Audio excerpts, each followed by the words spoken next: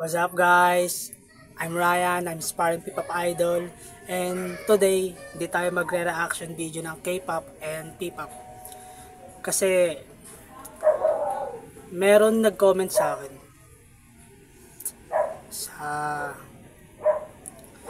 Hindi pala siya nag-comment, message sa Facebook.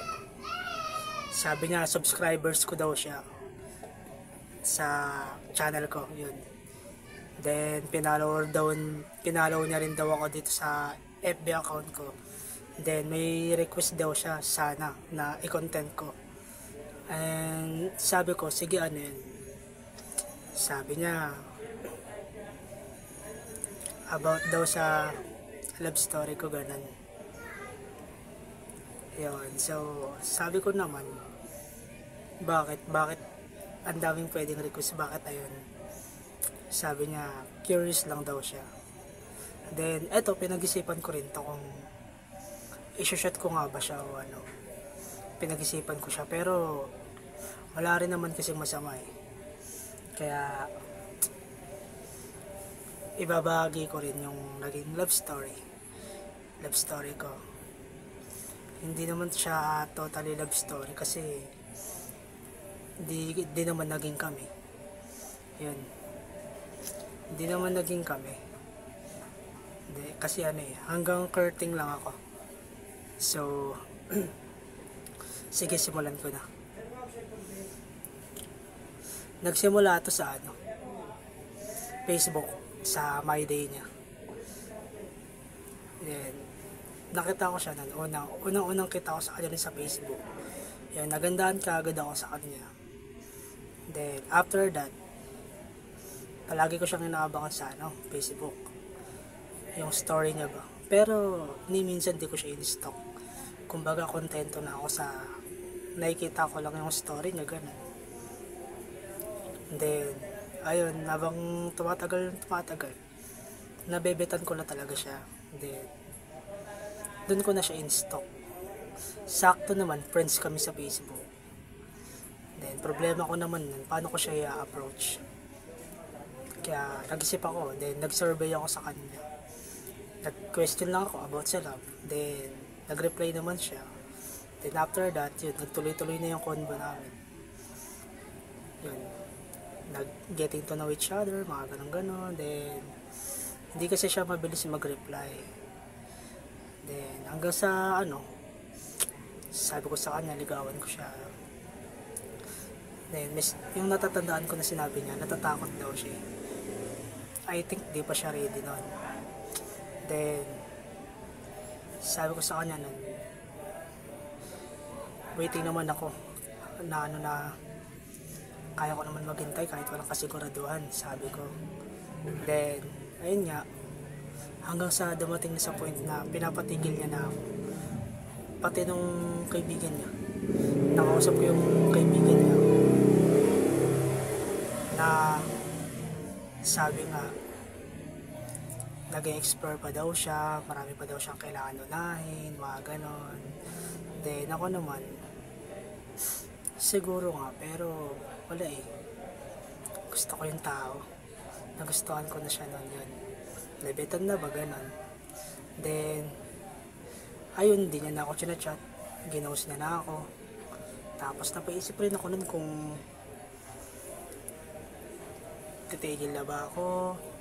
Kasi itong babae to, kalugar ko lang to, malapit lang to sa amin. Then, dumating rin ako sa point na hinahanap ko yung bahay nila pero di ko matagpuan. Yun, so, ayun, napaisip rin ako nun na tigilan ko na kaya, baka kasi hindi talaga to yung para sa akin. Ginawa ko yun. Then, focus ako sa mga ginagawa ko. Then, one day, nagiinuman kami. Yun, gabi na yun, nakita ko siya. Kasi, yung kaibigan niya, tapos yung kaibigan ko, magjowa. Tapos, kung saan kaming place nagiinom, malapit lang doon yung bahay ng kaibigan ko. Kaya, nakita ko siya. Then, nung nakita ko siya, yun, parang nag-iba na ulit yung mind ko. na yung dapat titigilan ko na, hindi nangyari. Then ayun, sundan ko siya nun nung gabing yun. Yun. Then daming tao sa kanila nun eh, nagpakilala ko. Then sabi ko sa kanya, hayaan niya na iparamdam ko yung pagkagusto ko sa kanya, hayaan niya lang ako, ganun. Then after that, kinabukasan, hindi mo na ako pumunta. Yun, hindi mo na ako pumunta kasi gumawa ako ng mga quotes and love letters sa kanya. Doon na talaga ako nag-start mag-effort, ganun. Then yun na nga, effort tayo, sulat-sulat, ganun. Then the next day, pumunta ako sa kanila, and ayun, sinusungitan ako. Yun, ano lang, binigay ko lang yung letters, yan, pagkabigay ko ng letters, yan, kinakausap ko lang siya, yun, sinisungitan niya ako, yun. Then picture, then mamaya alis na. Then the next day, ganun din, yun, niligaw ko siya hanggang sa nagtuloy-tuloy lang din. Napaglutuan ko rin siya isang beses, fried rice with egg.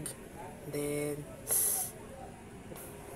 gumawa rin ako ng flowers na gawa sa color paper, bouquet, ganun, na may chocolate bouquet, ganun. yun, gumawa din ako nun. Then ayun, nagtuloy-tuloy yung pandaligo ko. Then yung masasabi ko na pinaka memorable na courting na ginawa ko sa kanya, siguro yung sinewan ko siya, kinantahan, tsaka yung nag-pick up lines ako, yun, yung mga ganun. Then ginagawa ko yun na in front of other person, mga kaibigan niya, then yung mga ibang taga sa kanila, yun, nakapalibot sa amin. Yun, kahit alam ko na na parang mukha na akong tanga, ganun, kasi di ba, pero dead man na sa akin yun. Ang importante sa akin ng mga time na yun, napapangiti ko siya, alam ko masaya siya sa ginagawa ko, parang mga ganun. Kahit na alam ko talaga mukha akong tanga talaga, as in, basta para sa kanya, ganun. So ayun, nagtuloy-tuloy lang rin. Then dumating din sa point na pinatigil niya na ako. Yun, may point pa nga na tuwakbo siya, tapos sinabol ko siya, ganun. Malapit lang rin naman sa lugar nila yun, dyan nabol ko siya, yun, parang nagabulan lang, ganun. So ayun, then ayun na nga, nag-usap na rin talaga kami nung masinsinan nun na ba't niya ako pinapatigil, ganun. Then may mga pinag-usapan kami na basta yun na yun, etc. kung bakit pinapatigil niya na ako, yun. Then ayun, pinapatigil niya na ako na huwag na daw akong, ayun, kaya siya akong ligawan, ganun. And syempre, di ko naman agad siya tinigilan nun. Then sumunod naman nun, birthday nung kaibigan ko. Yung kaibigan ko na yun yung kaibigan niya rin, jowa yung kaibigan ko. So yung birthday niya, invited din sila, yun. So nagkita ulit kami, kasi ilang araw na rin yun na hindi kami nagkita after nung usapan namin na titigilan ko na siya, yung mga ganun, na ayun nga yung sabi niya. Then bago niya sinabi na tigilan ko siya, sinabi na rin sa akin ng kaibigan niya ng kapatid niya na tigilan ko siya, ganun. Then dami ko rin mga naririnig about sa kanya na para sa akin negative, pero di ko na lang pinansin kasi mas may tiwala ako sa babae nun, na kahit na hindi ko pa siya ganun kakilala, alam kong hindi niya magagawa. Then yun na nga, doon na tayo sa birthday. Alas lahat ng mga sounds nun patama sa amin, tapos tinutokso kami, mga kaibigan ko nagtatanong din sa kanya. Di ko siya pinapansin, din ba lang. Pero kahit di ko siya pinapansin, nakikinig lang rin ako sa mga usapan nila. Yung pinaka narinig ko lang eh. Yung sabi niya na hindi daw kami bagay, mga ganon-ganon, yun. So, ayun. Hanggang sa nalasing siya. Sasamahan siya ng kaibigan niya dun sa CR. Then ako naman, binigyan ko siya ng towel. Pamunas ba ganun? Towel basa. Then, pamaypay. Kasi mainit nun eh. Mainit kasi dun nung nagiinuman kami nun. Mainit nun. Binigyan ko siya pamaypay. Then, ayun. After nun, hindi na ako nagpakita sa kanya. Then, bago sila umuwi nun, hinatid ko sila. Kahit na ayaw niya, hinatid ko sila kasi ano eh, gusto ko mas secure na safe sila makakauwi. Lalo na siya. Then, yung kapatid niya naman, sinabihan na rin naman ako na hatid ko rin daw. Kaya yun, hinatid ko. Then, after that, di na ako nagpakita sa kanya. Pero, dun sa parang gate nila, na yero, doon na lang ako nagsasabit ng mga love letters ko. Bali, ganun na lang ginagawa ko, din ako nagpapakita sa kanya. Yan, araw-araw din. Minsan alternate. Hanggang sa before silang umuwi. Ay, oo, nung nakauwi na sila, nung nahatid ko na sila. Pagbalik ko, kasi bumalik pa ako nun sa inuman. Nakausap ko yung kapatid niya. Sinabi din sa akin na tigilan ko na raw yung kapatid niya, gano'n. Focus daw ako sa ibang babae, gano'n, sabi niya. Tinawaan ko lang siya. Kasi, bago niya kasi sabihin, naisip ko na yun, na kasi yung panahon na yun, ang panga talaga ng sitwasyon ko nun. Halos ngayon na rin naman. Pero ngayon kasi medyo nagiging okay na siya kahit papaano. Pero nung mga panahon na yun, nung mga buwan na yun, mga July yata yun, ganun. Then, una ko siyang pinormahan nun, alam ko ano, April yata. April, kasi 3 months, so tama, 3 months. Then, yun, 3 months. So, sa loob ng 3 months, ang dami rin nangyari. Then, nung sinabihan niya ako ng kapatid niya na, ay nga, focus daw ako sa ibang babae. Nasa isip ko na yun. Kasi nga, simula nga nung nag-uusap kami, na pinapatigil na ako, naisip ko rin yun na, ang pangat pa ng sitwasyon ko. Kasi nung mga panahon na yun, wala akong work. Kakatanggal ko lang sa work. Tapos, nagloloko pa ako sa pag-aaral. Nagpo-focus lang ako sa pagsasayaw noon. Kasi aspiring P-pop idol ako. Then, nag-breakdown din ako noon kasi akala ko kasi makakapag-debut na kami. Nung nagta-training na kami, lunar, ganun. Akala ko, eto na, dito na maano talaga yung mga pagod ko. Pero, ayan, wala. Kaya nag-breakdown din ako nun. Kaya nung mga panahon na yun, ang dami ko rin mga iniisip talaga eh. Ang dami ko rin mga iniisip nun. Kaya pinag-isipan ko talaga kung tutuloy ko pa ba to o hindi na, ganun. Tsaka, nung nanliligaw kasi ako sa kanya, hating gabi ako kung pumunta. Siguro 12 AM na or 1 AM. Ganun. Alam kong mali. Pero, I have no choice eh.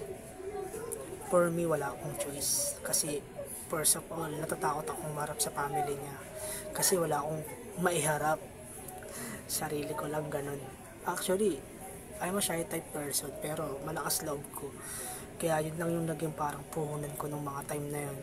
Then, yun nga, lahat yun, pumasok sa isip ko na titigilan ko na ba to, tama pa ba to, kasi ganun nga, takot rin ako mahusga ng family niya, kasi hindi naman na kami bata eh. 21 ako, 21 siya. So, ayun.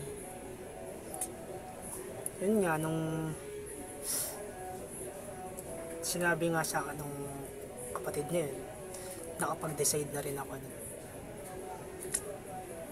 na etong tao to, sige, titigilan ko na pansamantala. Then, bali nagtuloy lang yung pagbibigay ko ng mga quotes, love letters, na sinisipit ko lang dun sa gate nila. Pero hininto ko na rin. Kasi dun ko na nga din sinimulan na etong tao to, laki ng binago sa akin nito. Kapag ganun na lang ako nun, kasi sa maikling panahon na nakilala ko siya, may mga pinarealize siya sa akin na hindi niya alam. Then may mga binago rin siya sa akin na hindi niya alam. Kahit nga paniniwala ko eh. Kaya sabi ko, grabe tong tao na to. Ngayon lang ako naka-encounter ng ganitong babae. Kaya sabi ko nun kay Lord na, kasi bago ko rin kasi siya makita sa social media, humihiling na talaga ako kay Lord nun, kasi madasalin talaga ako. Pero bihira lang ako magsimba. Pero madasalin ako. Humihiling ako kay Lord na sana ipakita mo na sa akin yung babae. Alam kong deserve ko, Lord. Ganon. Tapos sakto nga, siya nga yun. Kaya nga sabi ko, nung tinigilan ko na siya, sabi ko nun, ang unfair, kasi kung kailan dumating na sa akin yung hiniling ko sa'yo, Lord, kung ganito naman yung sitwasyon ko, na wala akong kayang ipagmalaki sa kanya, wala akong kayang iharap sa kanya, sarili ko lang eh. Alam ko naman na hindi sapat. Tsaka paano ko ipopursue yung tao to kung sarili ko mismo kino-question ko? Kasi hindi pa ako ganun ka-matured nung mga panahon na yun. Kasi alam naman natin, wala naman perfectong tao, di ba? Nagkakamali rin tayo paminsan-minsan. Sabihin natin na medyo immature pa tayo na ayun nga. Tapos may insecurities din ako about sa personality ko. Sobrang dami. Kaya sabi ko nun, kailangan ko munang ayusin sarili ko. Tapos kailangan mas lalo akong mapalapit kay Lord. Tapos bukod dun, kailangan magkaroon ako ng work.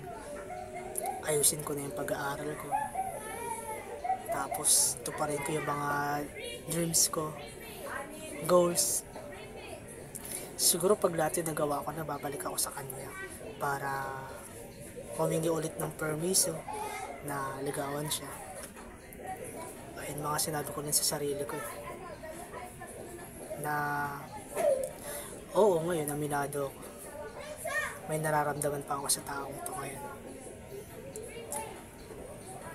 Wala eh. Nagkagusto rin naman ako sa mga ibang babae, pero iba kasi siya. Ewan ko ba kung bakit ko siya nagustuhan. Pero meron lang kasi dito sa kaloob-looban ko na nagsasabi na etong taong to dapat makilala ko siya ng lubusan. Na kung bakit ko nga ba siya nagustuhan. Yung parang kapag nakilala ko siya ng lubusan, doon masasagot yung tanong ko kung bakit ko siya nagustuhan, kung bakit ganun na lang yung impact niya sa akin, kung bakit pati mga paniniwala ko nabago niya, halos lahat, ganun. Then, ayun nga. Then, simula nun, every Tuesday, Friday, Sunday, nagsisimba na ako. Mas pinaigting ko talaga yung relationship ko kay Lord, kasi gusto ko kasi na once din na magkita kami at pumayag siya na ligawan ko siya ulit, gusto ko siyang ilapit kay Lord. Kasi araw-araw ko siya pinagdarasal. Kaligtasan niya, mental health niya, kalusugan niya, ganoon na rin yung mga family niya, kamag-anak niya, lahat ng mga malalapit sa kanya. Yan. Tapos ina-admire ko na lang siya mula sa malayo hanggang sa social media. Then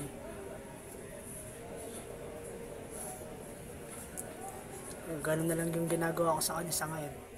Kasi wala tayong kayang gawin eh. Sa ngayon kasi hindi pa rin talaga pwede. I think sa ngayon if na may nanliligaw man sa kanya ngayon tapos maging sila nun, magiging masaya ako para sa kanya. Yan. Kahit na masasaktan tayo. Kasi sabi ko kasi sa kanya nun, maghihintay ako sa kanya kahit walang kasiguraduhan. Ganun niya yung ginagawa ko.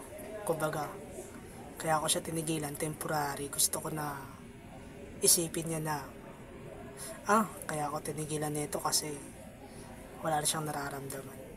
Hindi ganun kalalim yung nararamdaman niya. Pero hindi.